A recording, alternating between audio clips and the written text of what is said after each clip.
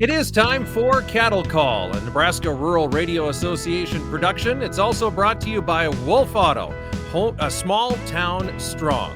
And we have a number of different things to talk about in the cattle markets here today. Joining me for today's conversation, it is Joe Kooima and Varilek trading there in Sioux Center, Iowa. Joe, thanks for joining us on today's program. First of all, just a quick recap on last week's where we ended on the futures and where we ended up with cash. Again, higher last week. What are your thoughts about how the cattle trade kind of rounded out last week, first of all?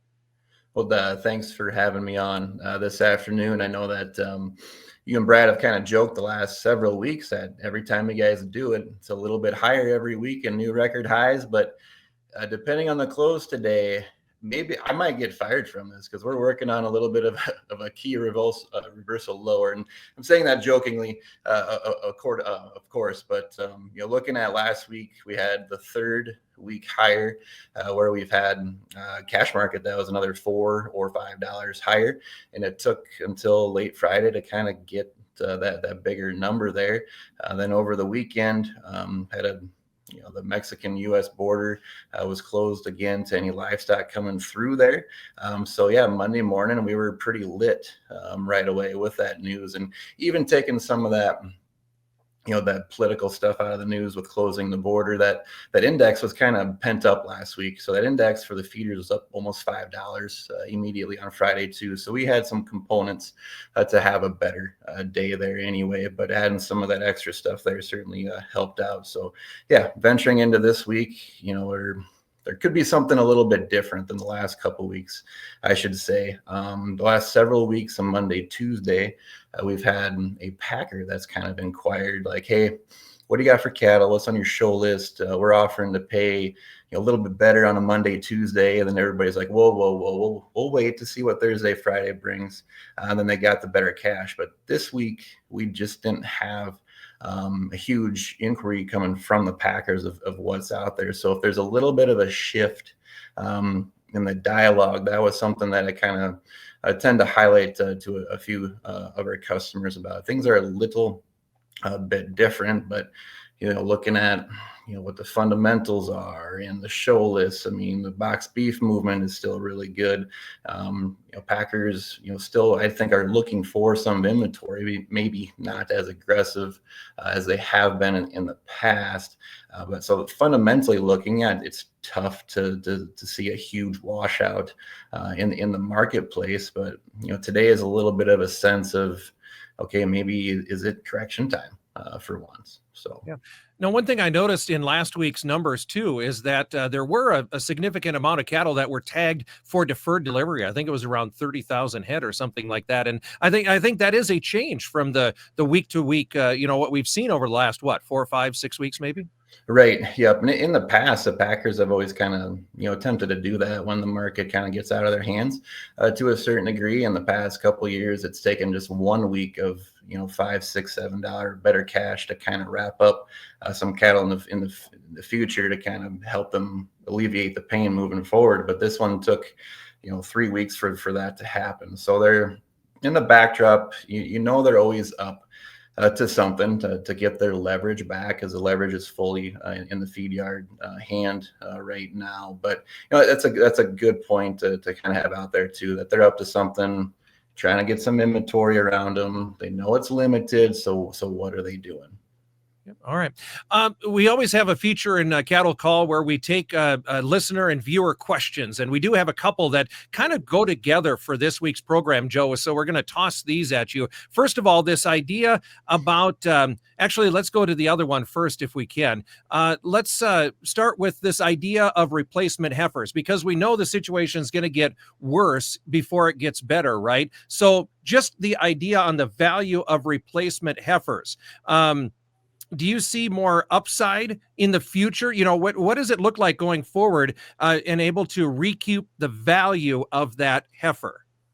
No, these are great questions. They kind of point to like how high can this market go, and of course we don't necessarily know this, but yeah, it's worked in the last 6 months to a year to kind of have this program there. And looking forward, when you just focus on the fundamental aspect. Our cow kill has been, over 22% or 22% down compared to a year ago. So yeah, it's just like there's going to be value in keeping some of these things back, but there's also a tremendous amount of price exposure here, and it's going to take past 2 years to kind of start paying this stuff off just a little bit with those added replacement heifers. So I'm giving you a very C+ answer. I'm kind of stealing that from Brad's back pocket too, but it's worked so far to have some inventory around the guy, but we're just going to have to sharpen our pencils a little bit more and know that our exposure is really high, and we have really big daily moves that can happen in this marketplace. I mean, you're talking over $8 in feeders that we have to be a little bit more dialed in, sharpen those pencils, and know what the cost is going to be, because it's not a guarantee that this is just going to push higher and higher just because the fundamentals show that. But there's nothing in the way with that, especially with some drought talks out there and the pasture conditions, all that type of stuff. So. All right. Now, the second question kind of relates to that as well. And it's a look forward question.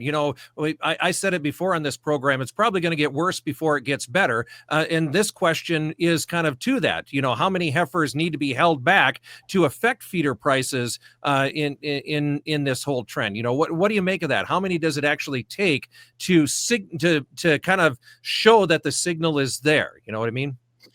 Sure. Yep. This is going to be a tough one to kind of dial into, but I would say that those biannual reports that we have in January and in July usually show a little bit better idea of what's actually happening out there. But this is the slowest progression of rebuilding the cattle herd that we obviously have on record, and it's probably going to prolong itself. But as far as coming up with a number, that's going to be a little bit tough. This drought scenario is still very for real, but that's what kind of maybe burned us back in 14 and into 15 there. 14 a good year, 15 not, is that we had a tremendous amount of that happened that greened up the pastures, and that was it. And the market is not going to wait until the tightest numbers of feeders to get the highest price. It's going to advance that in price to some capacity. So I don't really have a number for you. It's just more about looking at those biannual reports and kind of get an idea of what the climate is doing and seeing if those pastures are greening up out there. I think would be a general, another B+, B- answer there for that question. Sure. All right. So that cattle report that you mentioned, if I'm looking at this right, it comes out July 25th by the looks of it. So I think that's the next time we take a look at those numbers. So if you have a question, by all means, put it in the comments, and we'll kind of assemble those, and we'll try and get your questions answered here on Cattle Call. With the time that we have left, Joe, let's talk about what's going on this week so far. And as we're recording this here on Wednesday, wow, what a sharply higher. We had a triple-digit move higher. Now we're a triple-digit move lower in the second half of the day here. What does that show? Is that something that we should be paying attention to, do you think, Joe? There should be a few alarms and check engine light kind of going off here a little bit. And let's not remember where we were about a little over a month ago. We're working on $18 to $22 rally in these futures markets on the back of a cash market that has been galloping $4 to $5 higher. But there is that old saying of bull markets are forgiving. Which means we can and will have a correction at some point. We've already had two this year. The first one was about $17. The next one was $12. And guess what? After those corrections, the market made and rallied into a new high. But to have something like this go on, kind of a V-top where you make new highs in the contract by a ways, and then you start coming down, it becomes a fast market. And we all know that cattle and hogs, when they have a top or a bottom, it's usually kind of a violent move, So if we have a kind of a tough end here going into 1 o'clock, that's what I'm going to label it as, because you're going to have key reversals everywhere. You're going to have a market that just finally would say it finally acted tired. It's hard to always judge if it acts tired during a day-to-day thing, but you almost need that final hit at the end and to tell you that maybe it's finally due for a correction. Yep. All right. And then just finally, thoughts on how, what are you watching for cash trade? I would imagine with futures bouncing around like this, it is going to be interesting to see where cash actually ends up for the week, huh? Right. Yankton got along pretty well still on Tuesday, and I would imagine that we still have the leverage in our back pocket. So we're going to be tough this week. I don't know if we can have a fourth week of $4 or $5 higher by any means. I would say let's call it 1 to 2 higher. Let's kind of call that a victory. But let's just make sure that we don't give in to the first bid. But and at the same token, move cattle, not get them backed up, but just kind of go that feature right now is what I would say with it. All right, very good. Joe, give us your contact information if folks would like to follow along with what you guys are doing and get more information on some of these cattle technicals and fundamentals going on right now. How can they do that? I got a phone number here, 1-800-358-3047. Also can check us out on our website at kkvtrading.com. All right. Joe, it's always good to talk to you. Thanks for filling in for Brad here today. Joe Kooima, and Varilek there in Sioux Center, Iowa, joining us on this week's Cattle Call. Again, Cattle Call is brought to you by Wolf Auto, small town strong. Thanks for joining us on this week's Cattle Call. We'll see you next week.